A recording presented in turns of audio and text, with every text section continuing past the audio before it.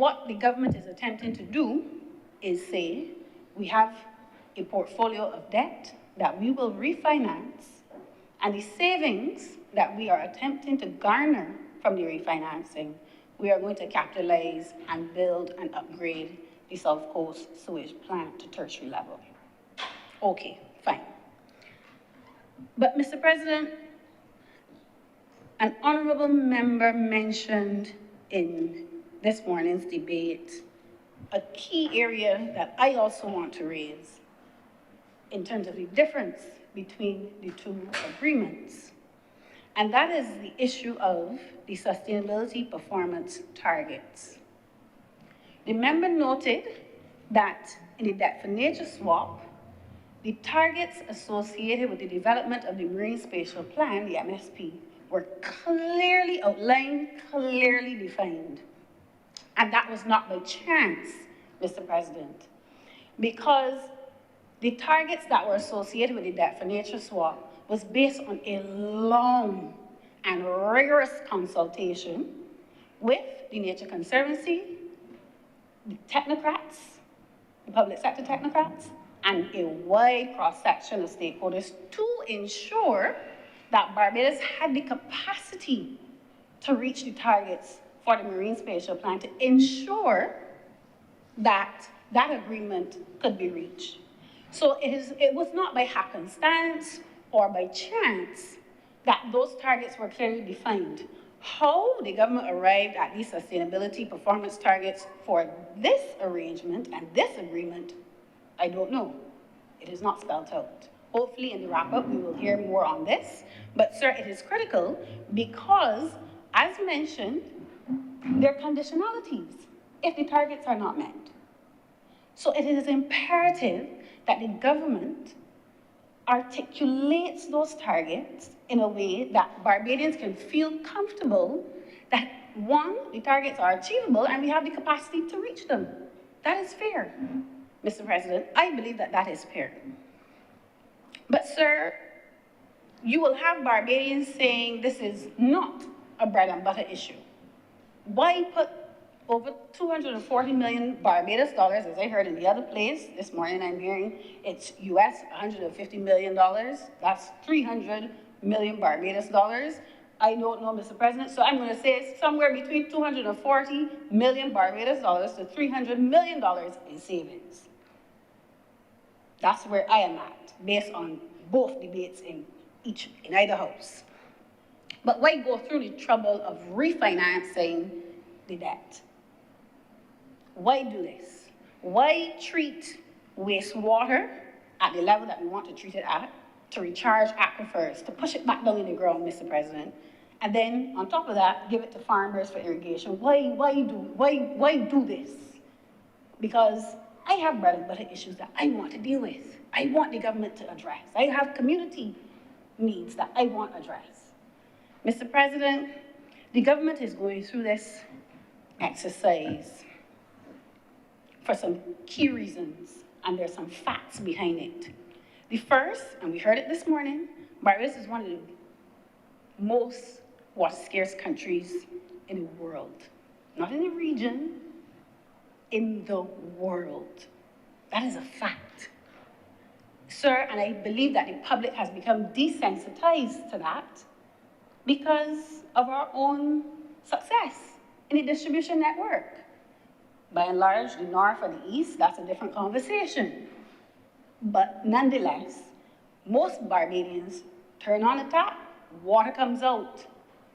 Water comes out, and nobody has to go in the yard and check the cistern or go to a tank and manage the amount of water we have to ration each day, because in countries that have large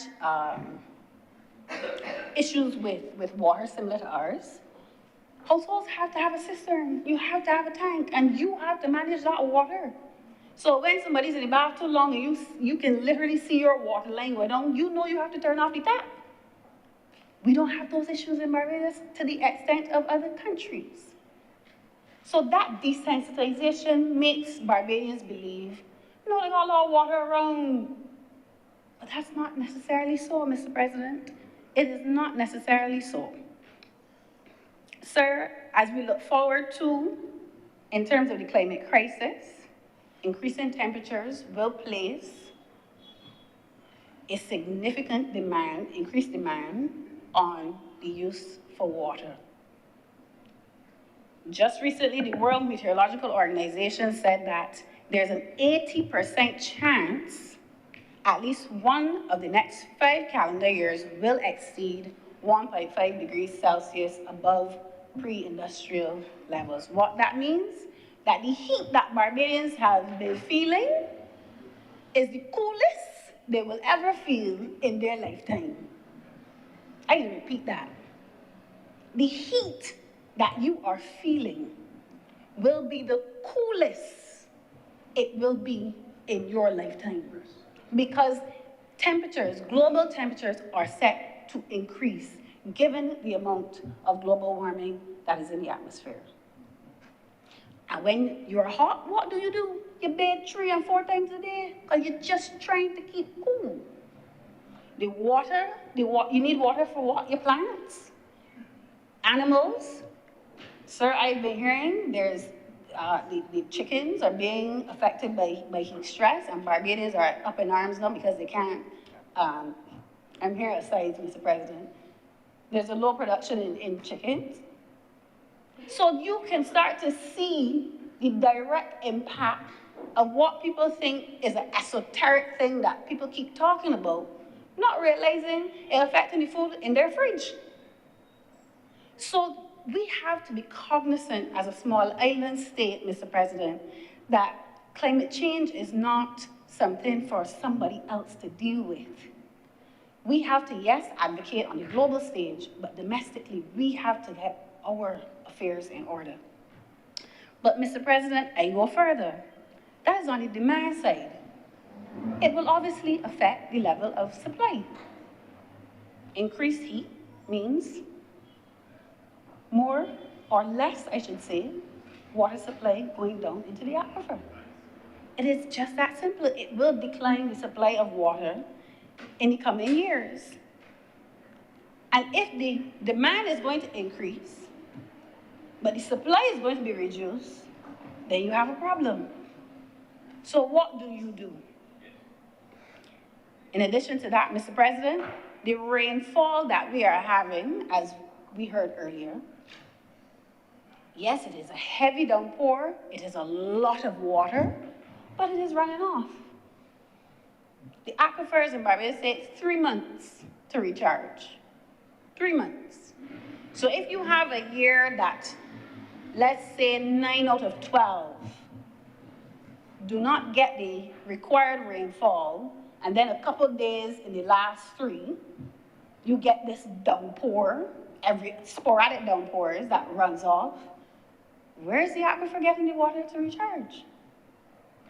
We have a problem, Mr. President, and it is not something in the future, but it's something to deal with right now.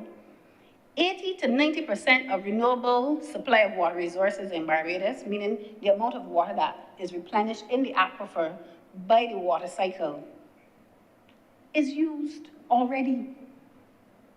So we are using 80 to 90% of what exists naturally.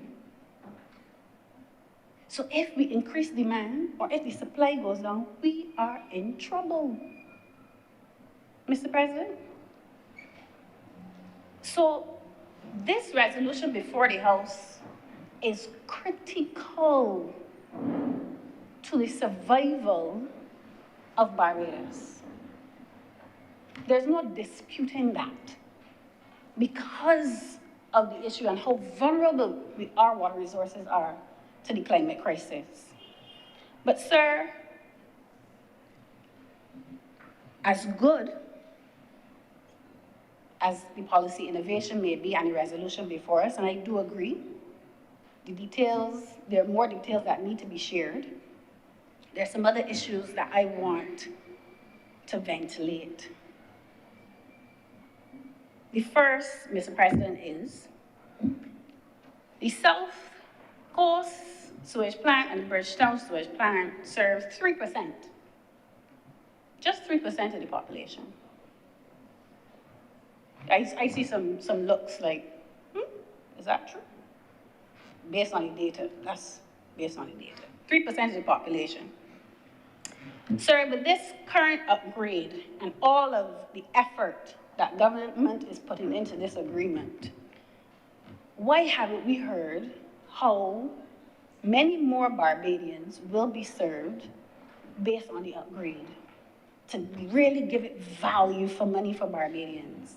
So you're moving from 3% to 5% of the population, 10% of the population?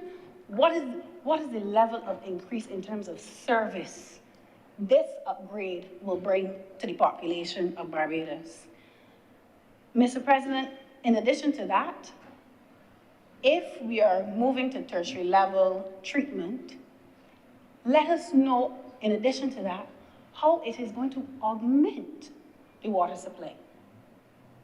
That is the type of debate that I want to have around this resolution, Mr. President, because if we are not clear on how it directly impacts people or how it directly impacts the water supply in real numbers and in real terms, then we're getting lost in translation as we discuss this resolution, Mr. President. The second thing I want to raise is which institution will manage the operations of this upgraded treatment plant? We have a service provider, Mr. President, the Barbados Water Authority, that by all accounts, I will say they're trying their best, but overstretched, dealing with just the day-to-day operations of water provisioning. We can all see it across Barbados.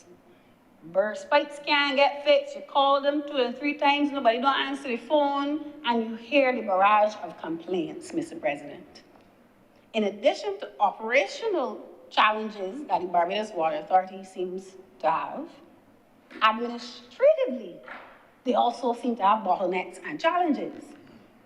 Because to date, you can't get any updated, audited financial statements out of the service provider. So if the day-to-day management of water resources has the service provider stretched, then who is dealing with this brand new spanking tertiary level treatment plant on the South Coast to ensure that the savings that are supposed to be upward to 300 million Barbados dollars is well spent and managed? That is a question, Mr. President, because we construct it, we get the savings, and we go into construction, and we break ground, and we go on CBC, and we shake hands, and we are well on our way. Mission transformation. But after the construction, there needs to be management, and somebody needs to operate it and maintain it. And that is where we fall down all the time. Maintenance, Mr. President. But I go even further. The honorable member who led the debate, and I agree with him, this plant is not a 5-year, 10-year project. It is for 30 years. Who is overseeing the long-term planning of wastewater in Barbados? Given the facts that I stated earlier as it relates to the climate crisis and water resources, there has to be some type of long-term plan. I heard mention of a master plan, a 30-year master plan, but who then is dealing and managing and overseeing and enforcing that plan? Those are the questions that we have to ask and get right. Because on the front end, we have the savings and we're going to make the upgrade, and that is fantastic. Fantastic. But it is the operationalizing of these things, Mr. President, and the technical capacity to do it. Especially when things start to go wrong, how do we pull back? Where are the guardrails? How do we ensure that we stay on the right course. And it becomes even more curious because a committee was mentioned earlier in the debate. I believe it was a Water Resilience Committee that the Honorable Senator mentioned earlier. We passed an act in this chamber last year. Water Reuse Act 2023 was proclaimed the 5th of June 2023, Mr. President. That act makes provision for a committee as well, a wastewater committee. Is the Water Resilience Committee and the Wastewater Committee the same people, or is it a subcommittee of who is responsible for the long-term planning? Because when you have too many people responsible for something, everybody passes the baton and nobody becomes accountable.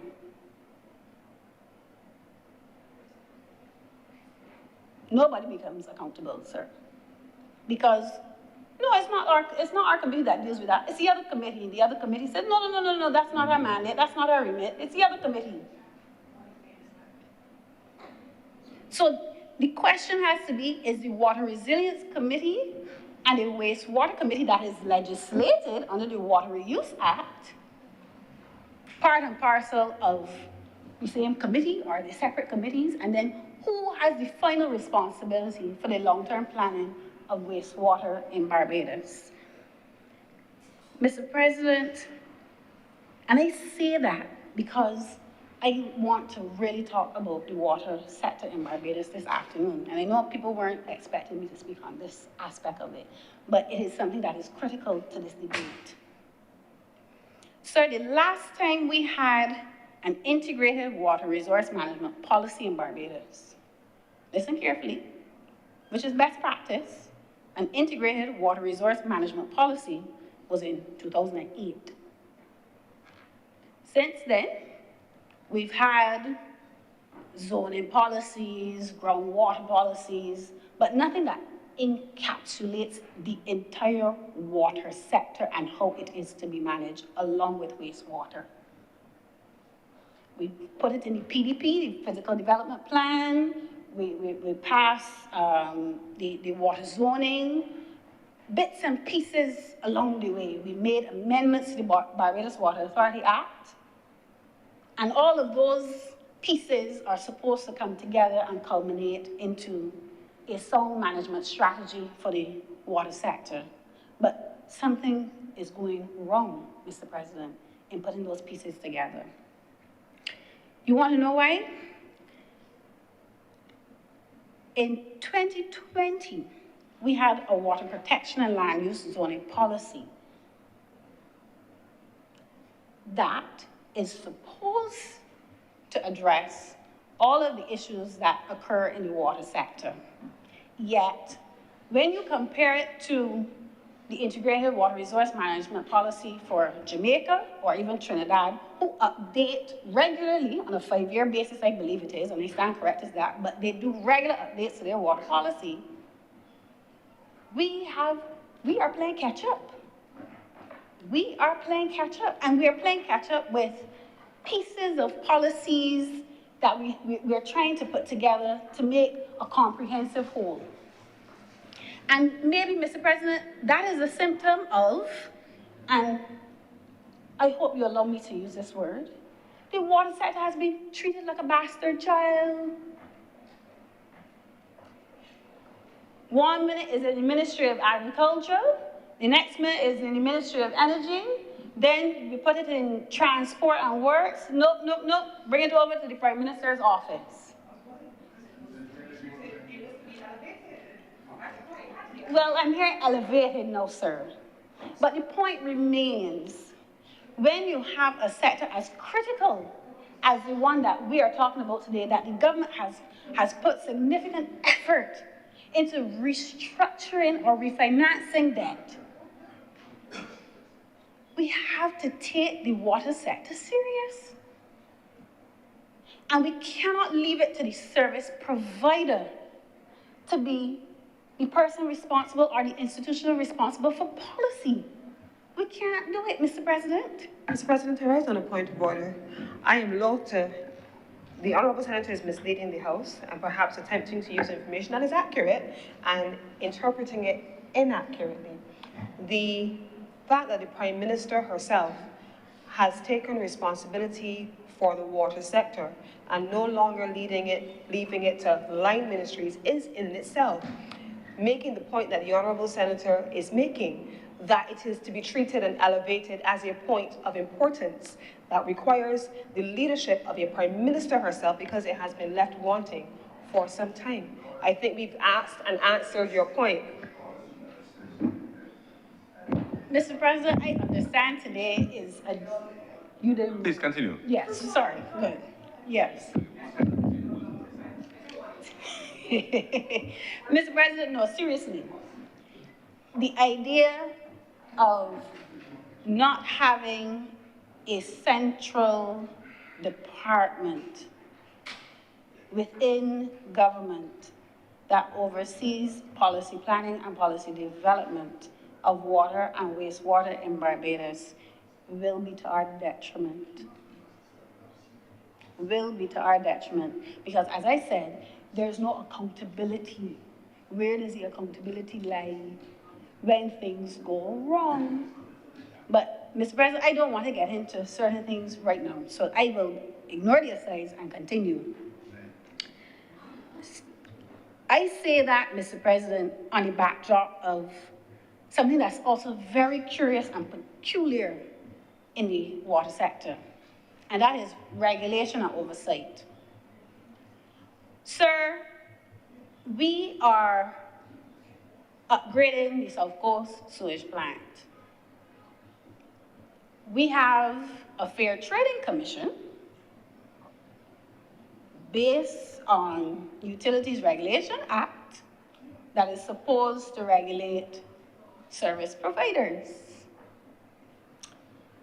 What role does the FTC play in service delivery of wastewater in Barbados? Because there's no mention of it in the Water Reuse Act. The Water Reuse Act states the minister may make regulations to the standards of the treatment to be applied in relation to reclaimed water for sale or other supply to persons.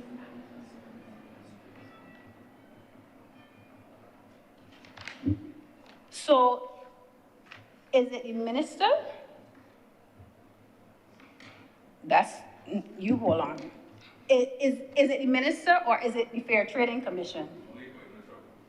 Don't worry, I come into that now. Because the standards of treatment to be applied, Mr. President, suggests that you are establishing service standards.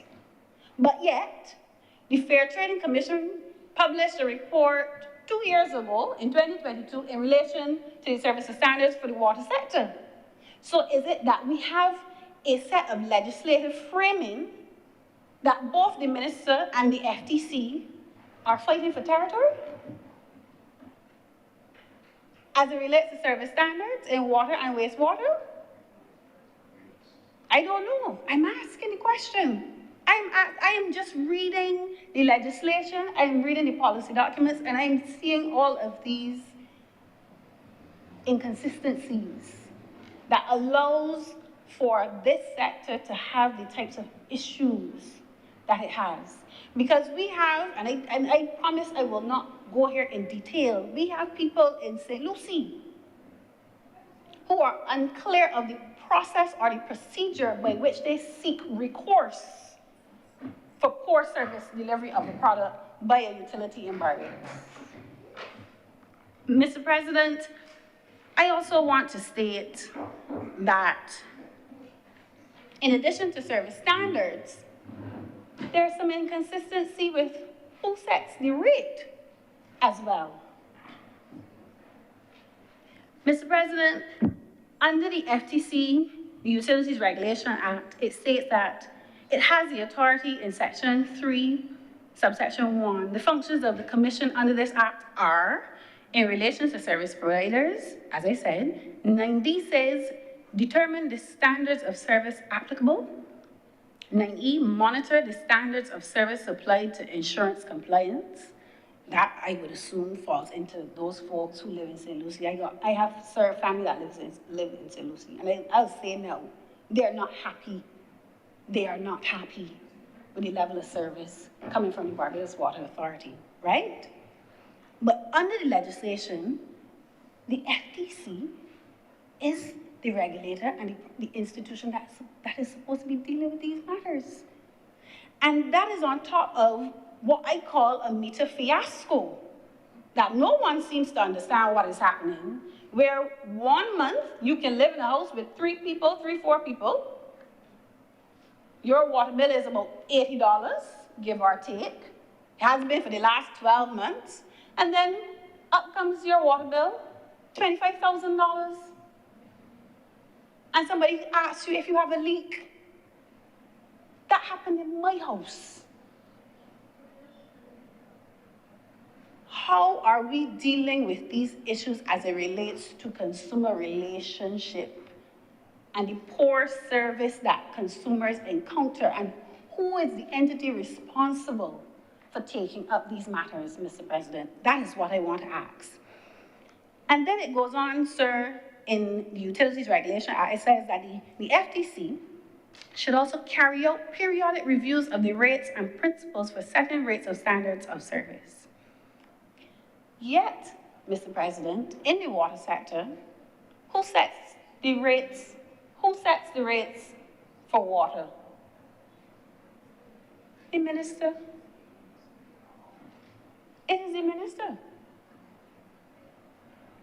So, for me, I applaud and I understand when we move in the right direction as it relates to becoming innovative in policy development. But there are structural and sectoral issues that, unless we address those, the value proposition coming out of this project, Mr. President, is at risk. It is at risk. Because, as you just noted, Ms. President, I have 3 minutes, but I want to articulate this point now. When this plant is set up and it is operating, who is carrying the burden of cost for operation? Who is carrying the burden of cost for the operations? Because the plant is not going to be set up and it doesn't cost us anything to run on a monthly basis. So where on the balance sheet does that lie? And where are the funds going to come from to supplement that cost? Because at the moment, Barbadians are paying a garbage and sewage levy, and that isn't covering the cost. And they already complain about it. So what then is the revenue mechanism that the government is going to put in place in order to cover the cost of the plant when it is upgraded? Because at the moment, it is not a tertiary level plant. So that means there is more machinery, equipment, technical assistance, personnel dealing with the South Coast Sewage Plant once it is up and operational. And that is why I say, Mr. President, I ask the question, who is responsible for wastewater policy development and long-term planning? Because we are going about a significant refinancing exercise. It is a fantastic opportunity for us.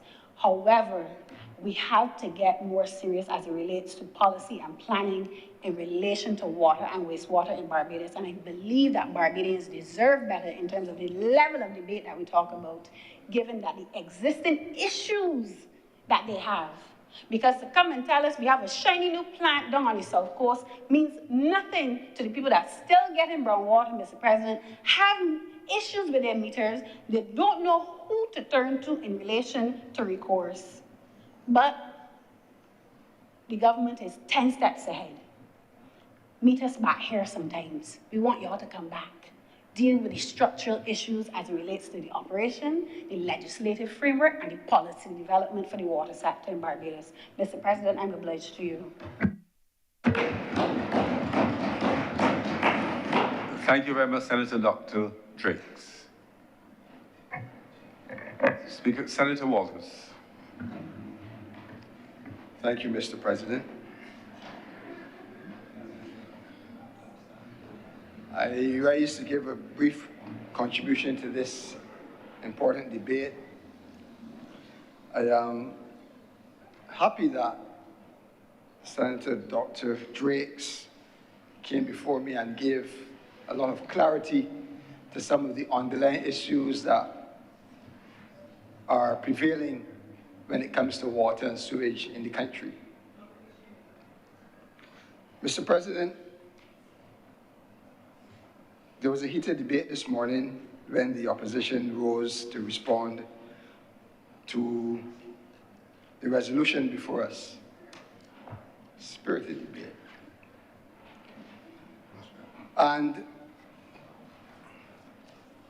I want to support a lot of what was said this morning. When a bank approves a loan, it is because they have been furnished with sufficient information to make that determination on if they should pursue the opportunity or not. None of us can walk into the bank or any financial institution and walk out with any sum of money without first substantiating what it is for, how much it is, and the ability to repay. So in other words, there is a plan of some sort that has been prepared and put on the table. Just we don't know where the plan is. Mr. President, what bothered me as I drove down to this debate, as I got into my vehicle and my radio automatically turned on, I heard the Minister of Finance speaking about issues surrounding this resolution. Minutes before this honorable chamber is set to have a discussion on approving the debt to climate swap and to talk about sewage issues, etc. He is on the radio. I did not hear a lot because it's just a short drive here. But he is on the radio giving information around this debate that this chamber does not have access to.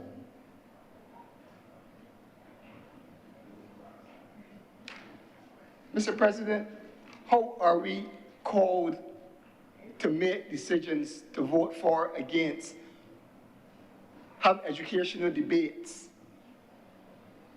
inform the public, raise issues, and we do not have any information? The document that was made a document of the House today, we have not seen it until this morning. It has not been emailed to us prior. It is not even on the website of Parliament. We have no information.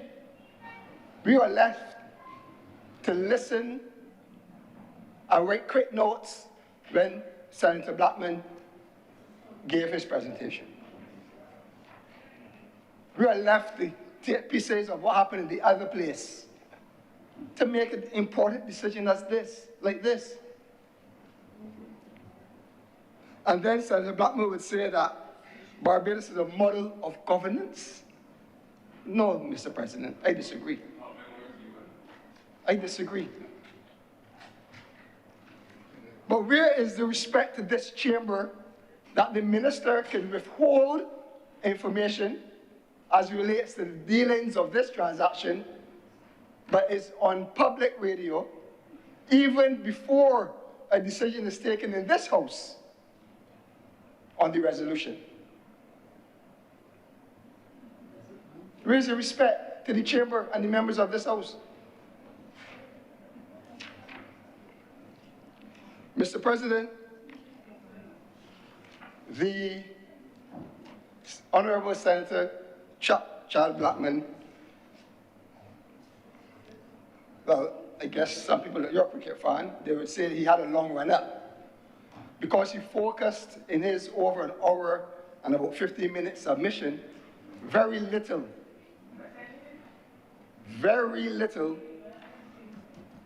on the resolution before us. Yes, I agree with you when you corrected Senator Rowe that he did list some of the things that are in the resolution and so forth.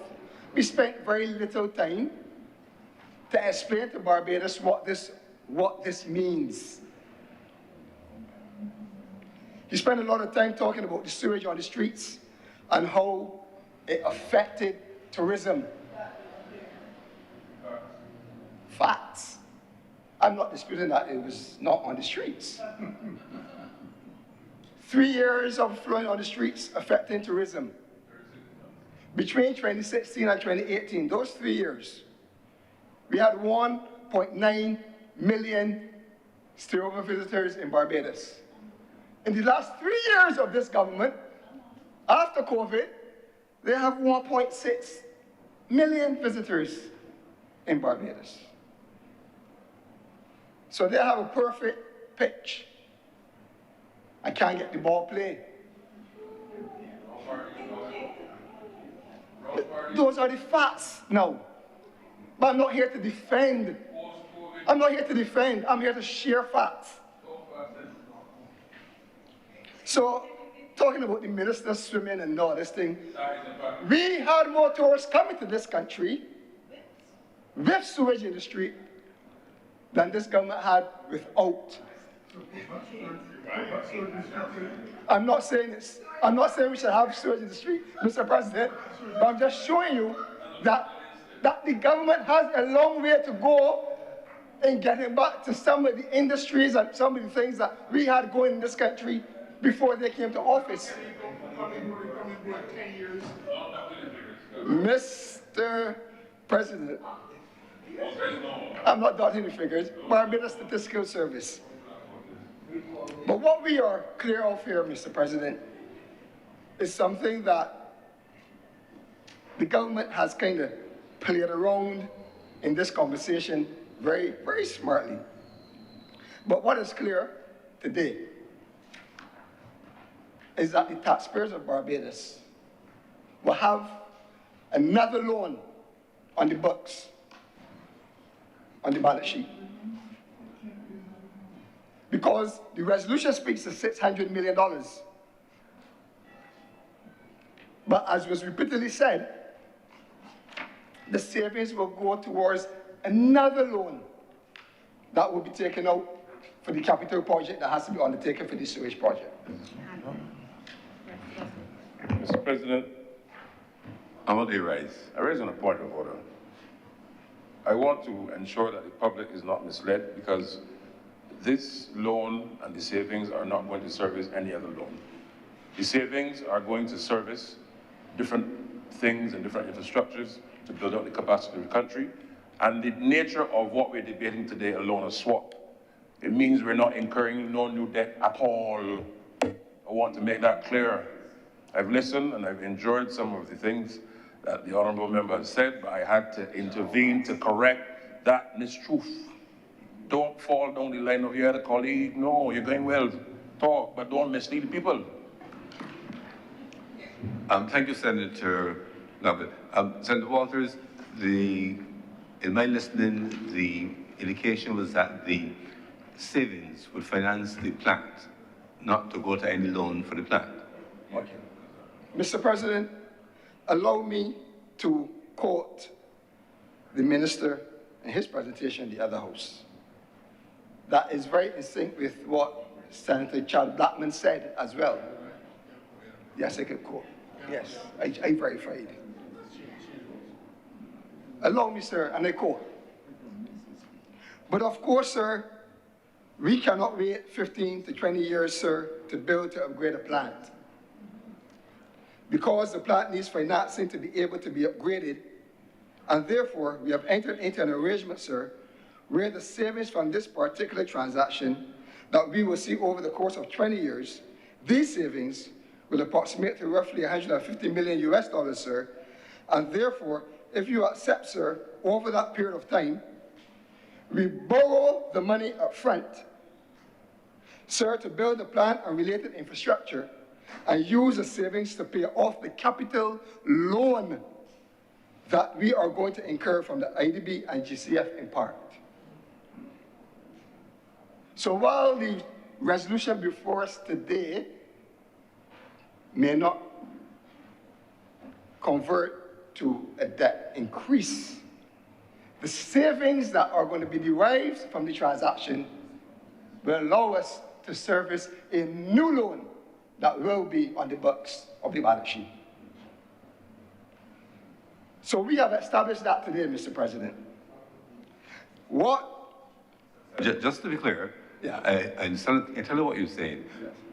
An old loan is being swapped up for a new loan, which is a separate thing from saying that in addition to that, there'll be a loan to separately finance a social plan. Mr. President, you're assisting Senator Blackman. No, I'm only assisting the facts. I'm not here to assist anyone, Senator Walters. I am saying to you, sir, that the facts here say that out of this transaction... Here's it. Understand this, Senator Walters. Sorry. You're free to make your own interpretation of points, interpretation of facts. I'm just saying, if you're going to interpret or reference what Senator Blackman said, you have to say what he says. If you can dispute what he said, and you can come with your own. I'm just seeking to delink the two. Thank you, Mr. President. But I will just repeat what the minister said when he said, and I quote, "We borrow the money up front, sir," and he used the word borrow, the money up front, sir, to build the plant and related infrastructure, and use the savings to pay off the capital loan that we are going to incur from the IDB and GCF in part. So we will have a new loan coming out of this transaction. A new loan in US dollars, sir. So it may be convenient for the government to gloss over that fact and focus only on the potential to repay. But is that good enough when we do not have details of that transaction? Because we can't quantify. No one here can say that the savings will indeed be able to pay off this new loan. The government is now going to tender process next week. We don't know what that is going to result in. We don't know what the tender process is going to look like. We don't know what the bill is. So we can't say with any clarity, sir, that there will not be some additional acts from the citizens of Barbados, because we do not know what it will cost the government to do all this work that was promised. We don't know the exact amount of US dollars that will be borrowed. We don't know the interest and other prepayment terms of this new loan that the minister has said that they will go after coming out of the savings from this. But Mr. President, how long can the government borrow without putting anything in place to earn revenue? If it doesn't, Mr. President, the only other option is taxation to raise revenue.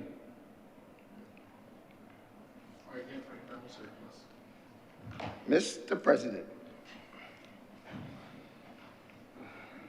this government asked the citizens of this country, every household and every business in this country, to contribute to fixing the sewage issues that we faced around the period of 2018 and continue to face in some instances. We were asked through our garbage and sewage contribution that households will pay $100.50 per day, of which, Mr. President, 25 cents per day will go directly to rectify sewage issues. Citizens of this country, households in this country, are asking the question now, and I ask on their behalf, how has these funds that have been collected through this contribution been used? We are speaking well over $70 million US dollars since 2018, Mr. President. It is a fair question. It is a fair question because as was the cry then, we are not, the majority of Barbadians are not connected to the system. Is it under 3%? Only 3% is. But everyone was asked to contribute, businesses and households alike, and that has amounted to over $70 million, and the government has not come to the country and said what they have done with this money.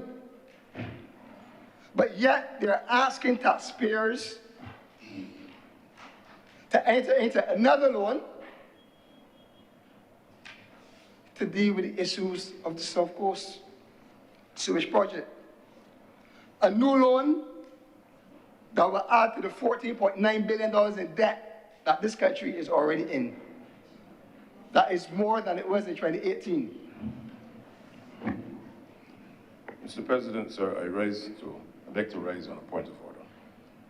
What's the point of order?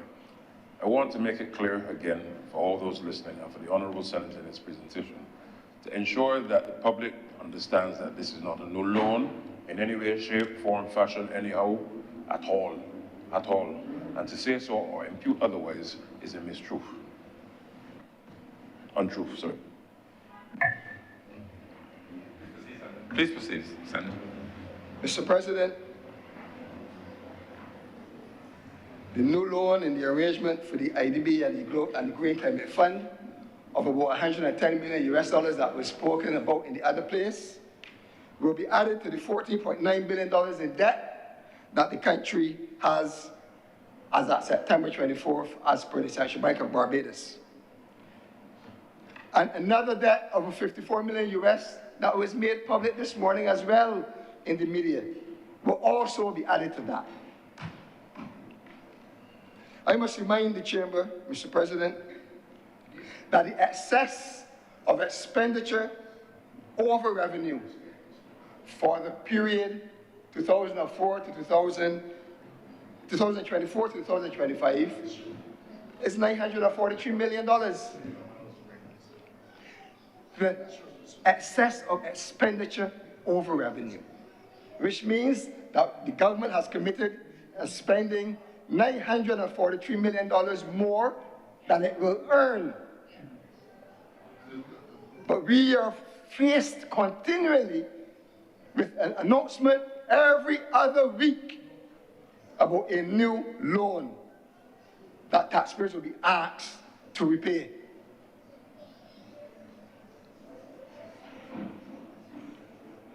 Mr. President, as I said previously, the government has been crafty in glossing over some salient issues that reside in this resolution. And while this initiative is something that the country definitely needs, we must not ignore these realities. The $600 million in the resolution is refinancing domestic debt. What is domestic debt made up of? Bonds and treasury bills, which have been taken up by who? Banks, insurance companies, or credit unions. The National Insurance and Social Security Service, and normal individuals like you and I, sir. So while focusing on the words high financing debt, the members of this government feel in some way that they're accomplished, while not showing the real unhidden consequences because of who the debt belongs to, who the government borrowed from, or who placed finances at the hands of the government with an expectation to either give interest income to our pensioners, or have an income for yourself, or even have an income for working class people who are members of the credit union. They have not shared, they have not been clear on the implications that this transaction will have on these groups of persons. And if we are being fair, they can share them. It's not about the poor black man, Senator. It is not about the poor black man. It's about if you are bringing, sorry, Mr. President. Mr. President, it is not about the poor black man. It is about, if you are bringing a program to the country of Barbados, it is fair to tell them these are the pros and these are the downsides or these are the cons. There might be a little pain here, you might be disadvantaged here, but this is for the better. You sell it that way, you don't come up here a rosy picture, there's a climate swap, and there's going to be no implications, and you're not going to pay any more, and hiding the fact that there's another loan around the corner, already signed and sealed. Mr. President, there are great unknowns on what is the financial impact of this transaction. What is the financial impact of this restructuring to individuals that have invested? The credit unions who have the monies of working class people, the National Insurance, Security and Security Service, Social Service. And again, I remind the Chamber that in 2018, the government restructured the debt. They will give you reasons and they will defend why they did that. But the implications of that decision was that pensioners in this country were significantly financially impacted. And while this deal might not impact them, have a significant financial impact, it probably does have a financial impact. And it is fair for the government to put that on the table as well. But again, we have no information on what that likely impact would be. We do not, Mr. President. The National Insurance at that time received a blow of about $1.3 billion, and with the domino effect, persons were asked to work longer until pensionable age. And every January, we are putting more money as workers to the National Insurance Scheme as well. So these are reasonable questions on behalf of the people of Barbados. Senator Drake painted a great picture, in my view, of the importance of this transaction. But I'm saying, let's see the whole picture.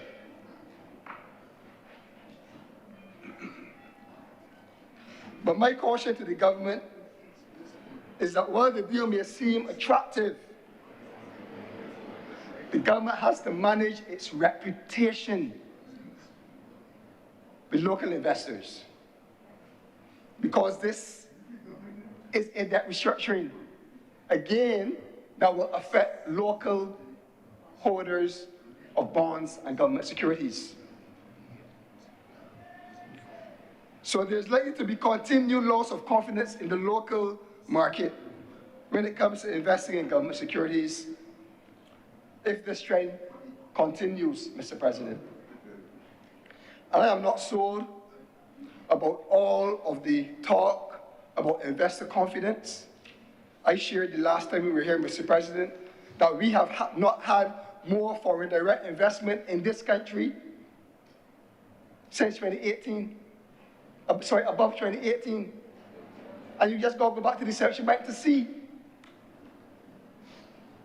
We have not had no growth in foreign direct investment under this government.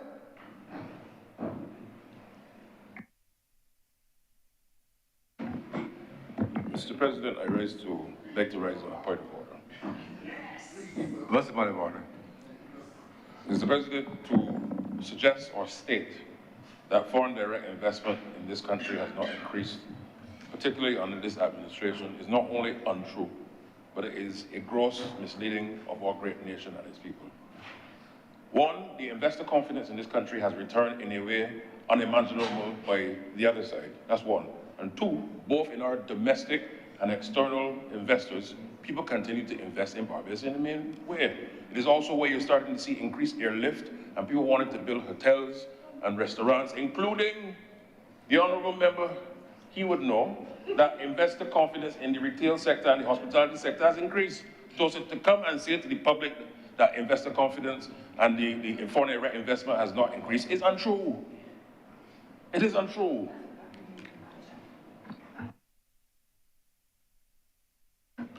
Please continue, Senator Walters. You have 5 minutes more. Yes. 3:35 to 4:05 will be half an hour. 30 minutes as the Nobody Standing Orders.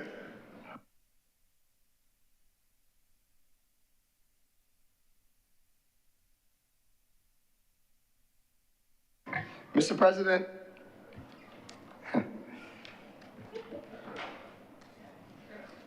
if anyone, I don't have the time to pull it up.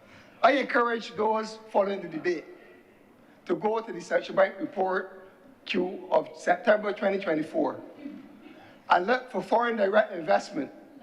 And they will see the line item for direct investment for every year since 2018 has been below that of 2018. So there is no, people continue to invest, yes, the senator is correct, but I'm saying there is nothing above what was there before. And the numbers show that, Mr. President. But Mr. President, in my few minutes, this project, this capital project, we have to look at implementation, because the record of this government when it comes to implementing projects is not good. It's very, very horrible, actually. 2018, under the last administration, they installed the commencement of the Hyatt Hotel. 6 years on, we have no Hyatt Hotel. In 2018, they saw the project, Sandals project in St. Peter. 6 years on, we have no Sandals, and we have no alternative either. The steel frame homes, years past due, $24 million overrun in housing. Whole project, $60 million in the housing credit fund gone, and very little houses built. Where are the 10,000 homes, Mr. President? Nobody ain't jumping up no points of order, Mr. President. Nobody ain't jumping up points of order, Mr. President. The arrangement between the Co-op Energy Barbados and the government in the agriculture sector is at a stalemate. That is the implementation record of this government. Fisher folk left out to sea, many without compensation or clear way forward. And the senators in here feel proud to ask it to bring information about people, hardworking people, suffering. Mr. President, the record of this government on implementation, disruption in schools for the first 8 weeks, maintenance programs that the minister said were completed were not, as classes disrupted throughout all of Barbados. In education, still have 11 plus today. I'm wrapping up, Mr. President. Mr. President, the overspend on Cricket World Cup. So we got to look at the implementation. We do not know how much this is going to cost the taxpayers of Barbados. You start at 110 million US. You do not have tenders. You got a record of overruns. $24 million overrun in the steel frame houses. $25 million overrun at Kensington Oval. Mr. President, the record is not good. So all I'm saying, Mr. President, is that just be fair to the taxpayers and the citizens of this country, and in the wrap-up, put everything on the table. Let us know what impact it has on those that hold the bonds, especially the credit unions, the individuals, and the persons that contribute to National Insurance and Social Security Service. Mr. President, I've run out of time, but I'm obliged. Thank you very much, Senator Walters. Thank you. Any other speakers? If there are no other speakers, and that's Senator Blackman to wrap up. Mr. President, sir, thank you for yielding the floor. And thank you for and thanks to all my colleagues, some informed, some not so informed, nonetheless, for their contributions on the floor to what has turned out, as I predicted, would be a very spirited debate in the chamber. And I start on the point, and of course, we all have our own private lives, Mr. President, and you've gone on record time and time again that no one can impute motive as to why members may leave the chamber from time to time. But in my own observation, I find it curious that every time members from the Democratic Labour Party take the floor in reply, for the rest of the day, and the record will show, so this is not me making it up, they leave. As I said, you've made it clear, Mr. President, that no one can impute motive. But I just want the public to be aware. Indeed, of Senator that. Blackman, I would urge you not to go there. The attendance at, participation in, and matters relating to the Senate, once the Senate has a quorum, that is it. Any matter of drawing attention to numbers is limited to drawing attention to if there's a quorum or not. The presence or absence in the seats of individual members is not the proper subject for debate. Thank you very much, Mr. President, for, as I said, once again, helping us to some level of clarity.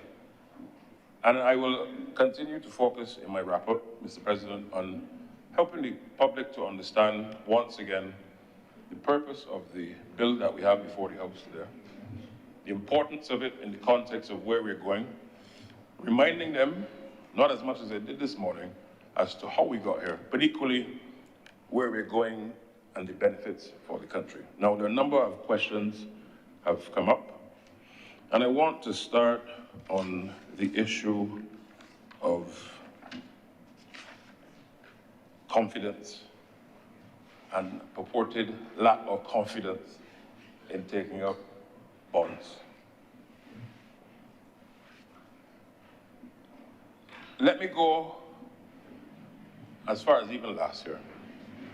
It was said that there's no appetite at all in the local market for bonds and that Barbadians are not taking up bonds. It was said by the honourable member who, in his reply this morning, took the floor. And I want to invite members and the public to look at the figures in the central bank. July 2023. I go as far back as July 23, last year, in the month of July 2023, where in the Boss Plus bonds, it was $29.2 million. $29.2 million. And thereafter, there was no month that there was a decrease. In other words, it did not go at all, one, below that number. As a matter of fact, every month from July last year until October of 2024, every single month, the take-up was even higher. To the point where in October, which was last month, it moved from 29.2 million in July last year to now a whopping $138 million.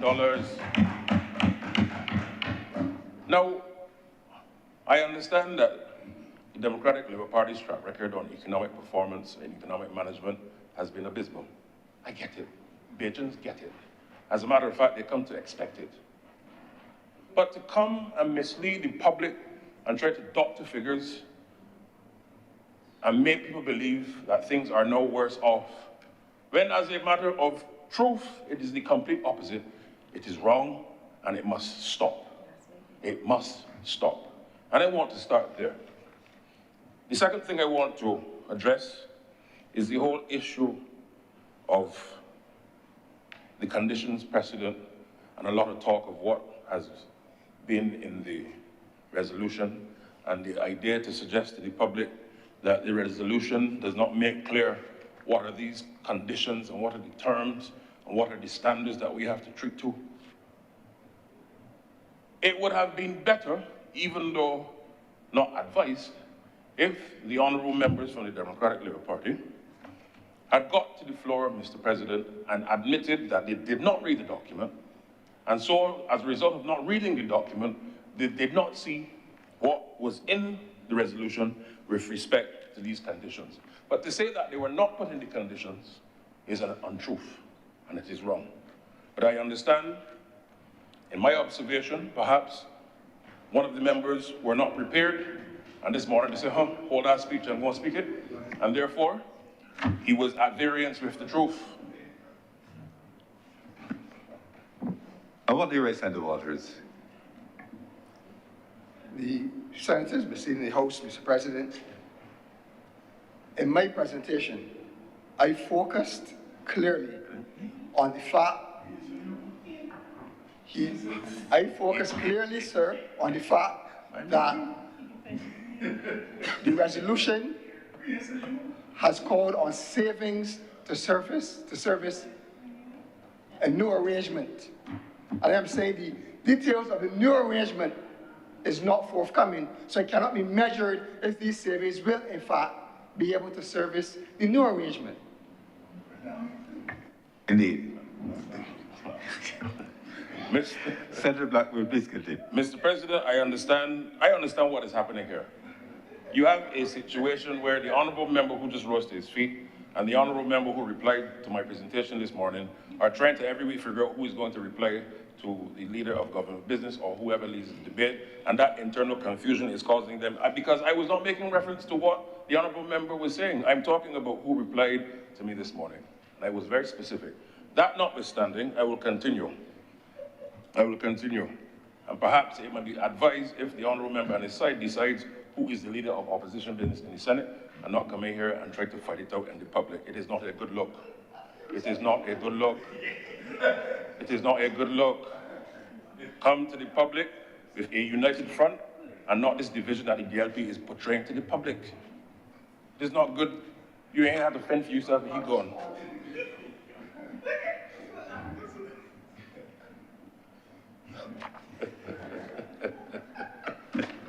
You have the floor. Please continue, Senator Blackburn. Do not be distracted.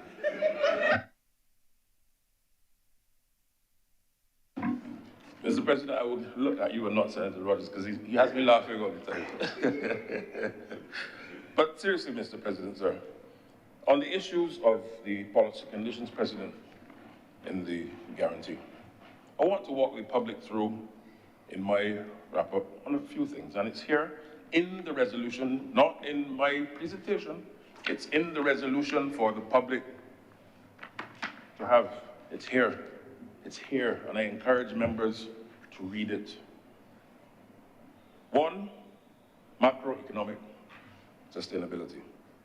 And if I go in a bit more detail, the maintenance of an appropriate macroeconomic policy framework, congruent with the programme's objectives and in accordance with the provisions of the letter dated 13 June 2024. And it says, of course, describing the county guarantor's commitment in relation to the programme. In other words, macroeconomic stability must be part of the process. Now, I can understand why there is, or perhaps there was that fear. Because why?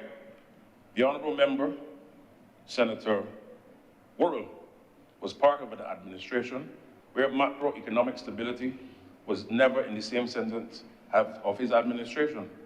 But since 2018, the public has decided that the Barbados Labour Party administration, a party of fiscal prudence and a track record of fiscal prudence post-independence, leads the affairs of this nation.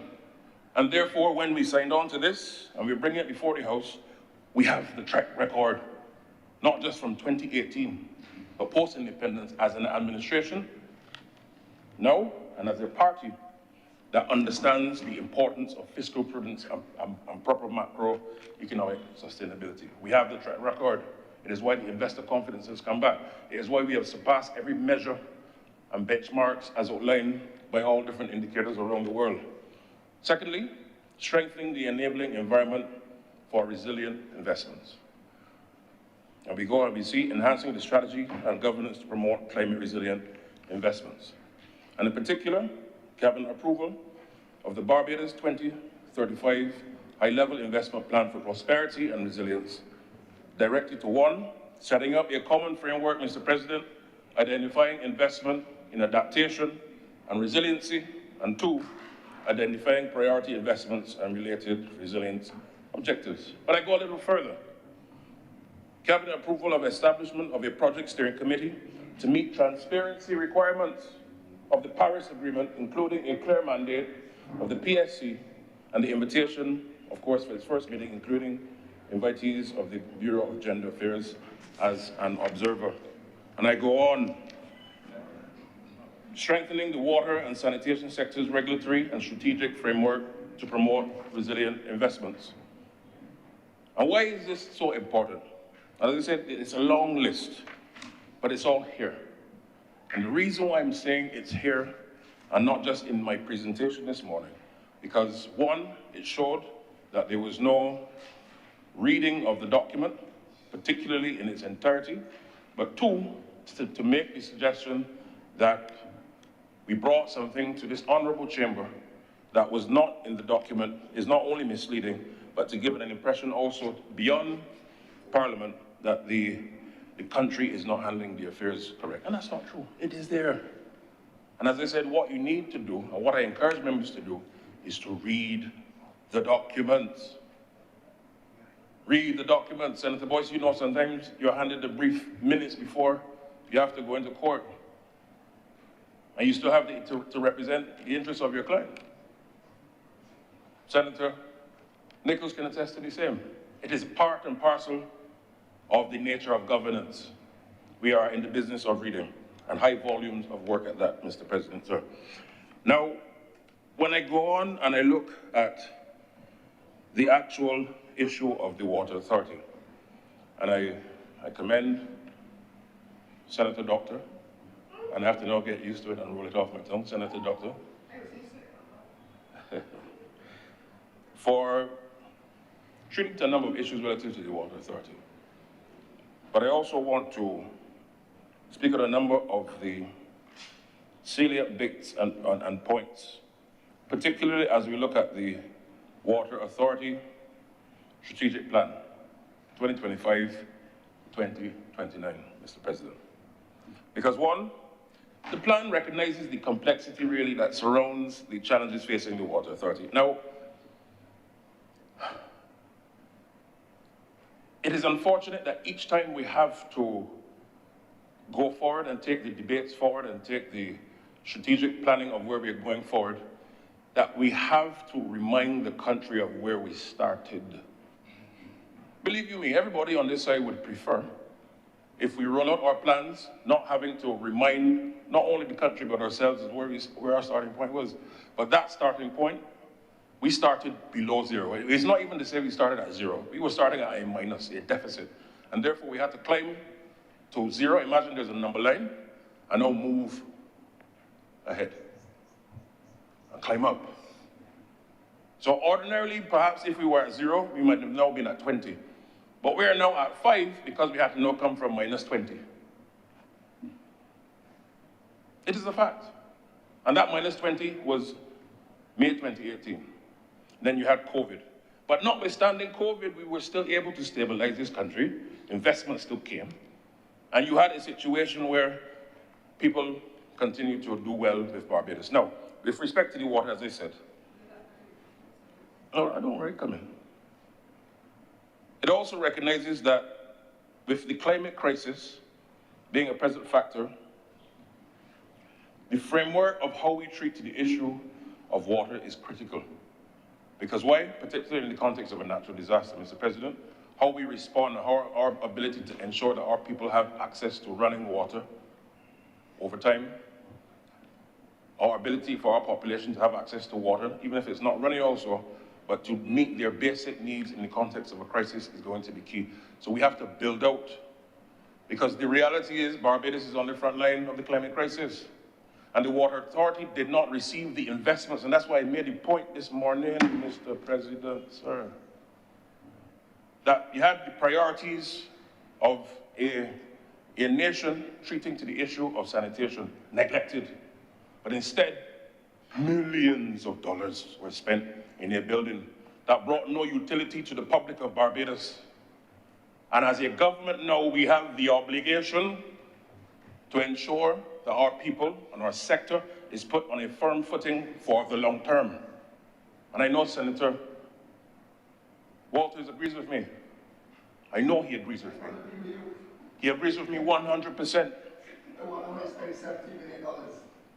Let me come to you, Mr. President, on the next point, within the context of the strategic plan. When we look, therefore, at some of the activities, development of a prioritized infrastructure, renewal plan for both water and the wastewater sectors, which of course is funded based on the Barbados Plan for Investment and Prosperity and Resilience. The development also of an execution of strategic maintenance replacement program. All of these things that should have been done, this administration is now doing, notwithstanding our fiscal constraints, notwithstanding the geopolitical realities, but we're doing so in a circumstance where there is a commitment to face it and fix it, as a former leader once said. The completion of the wastewater investment plan to expand sanitation coverage in line with commitments under the Debt for Climate Transaction and related water and resilient commitments. The erection of decentralized sewage collection and treatment systems in Zone A areas. The point is this: as we build out, one, to the treatment of the facility to ensure that the southern part of our nation has a plant that is fit for purpose, that is one. And two, building out our capacity for water, also the non-revenue water, because of course we have to ensure that as pipes burst, we have the capacity to fix them, because you don't want to have a set of leakage that takes away from water that ordinarily is in use in a country that is already water scarce. So we're looking at an overall strategy in the long term to put the sector on an equal footing. And what is beautiful about this bill, and I want to now use this time to say this resolution, sorry, thank you, is that, as I said this morning, there is no new debt that this country is going to face as a result of this. And I want to clear up something, because the honorable member who, in his reply, said this is akin to a mortgage refinance. That is not true. Because why? When you refinance a mortgage on a house, you're not getting another house in that context. In this regard here, for example, you can refinance and you spread out the length of your loan on the same property. In this regard, what we are doing is that we are getting a new plant, completely new, building a new, upgrading the facility, and there is no increase of the debt whatsoever. Otherwise, if we don't do it like this, we would have had to still continue to pay off the loan. But yet, no, we're getting an upgraded facility in circumstances where otherwise we'd have to get a pot of money. Where would we get it from? I suspect, given the history of the Democratic Labour Party, they would increase tax. But we are not doing that to the public of Barbados. And therefore, this facility and this strategy, as endorsed by our international partners, is one that we must be proud of. There comes a time when you have to put parties in politics aside and look for the best, for what's best for the country. Now, with respect to the issue of debt, and this will be my final intervention, Mr. President. As I started, I said the discussion on debt continues to be one that is, for political purposes, by many, oftentimes treated as a political football, volleyball, whatever you choose. But the facts are the facts. Prior to 2018, and in particular May 2018, there was borrowing in increasingly large numbers. The Democratic Labour Party, Mr. President, doubled the debt that they, let me go through this, huh? They doubled the debt from 2008, 10 years, to $12 billion. They thought they came up only at $6 billion. What did we as a country have to see or benefit from? From an increased debt that was doubled in 10 years, garbage trucks were not bought, buses were not bought, QEH times were not decreased, no accident and emergency was put there that would have helped us in the future pandemic, which we manifested unfortunately in 2020. University students could not get access to education at Cave Hill on UE as they were based on the cost that they then had to pay. What did they do and show with that increase of the debt? Twice the number. So that is the starting point that the honourable member for that side should treat to. Nothing to show, Mr. President, nothing. In French, they say rien. In Spanish, they say nada. And no, I don't know Chinese. The point I'm making is this: those who come, I get very emotional about this, you see, because, as I said, those who come to equity must come with clean hands. And those in public life have an obligation to understand that you cannot come and lecture a people. This is not just the Labour Party, no.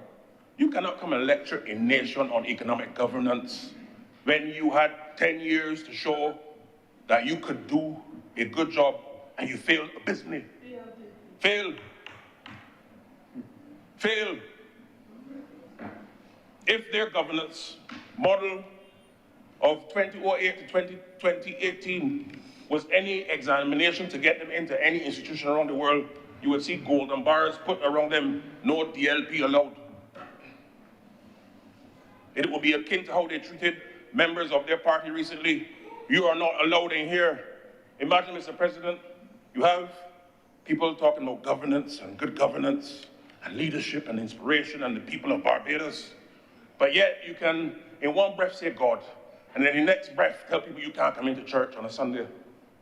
It is wrong. It is hypocritical.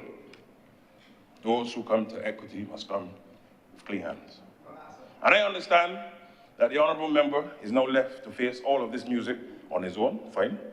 But I would give a bit of wisdom before I take my seat, Mr. President.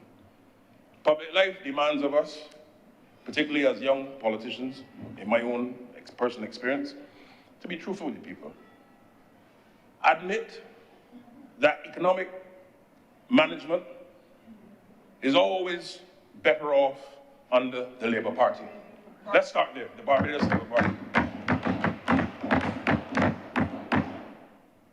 Let us admit and agree to and settle this debate once and forever, and I know that the silence is agreement in this context, Mr. President, that economic mismanagement has significant implications.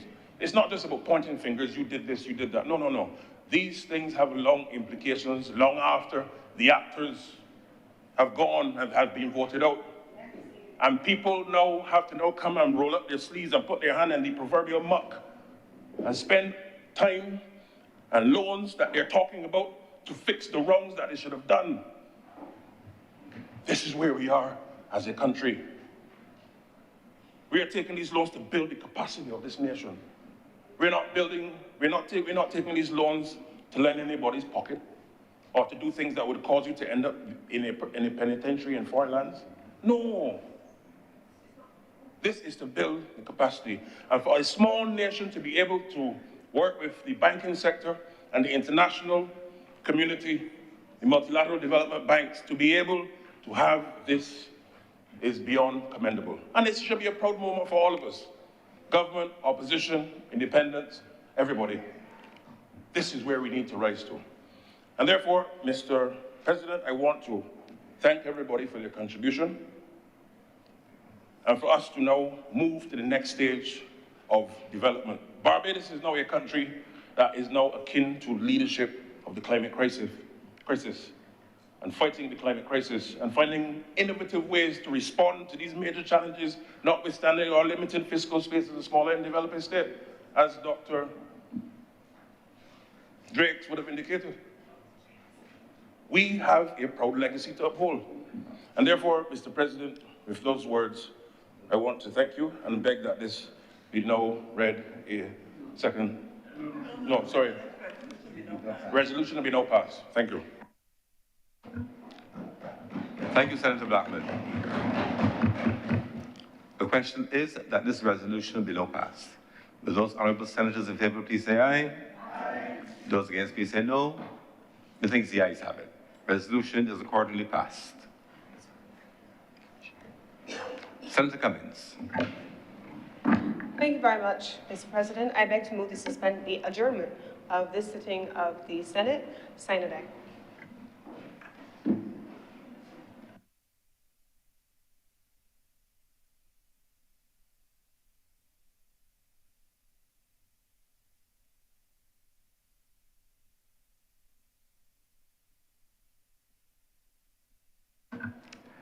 The question is that the Honourable the Senate be now adjourned, sign it aye. Will all honourable senators in favour please say aye? Aye. Those against please say no. Methinks the ayes have it. The Senate is therefore adjourned, sign it aye.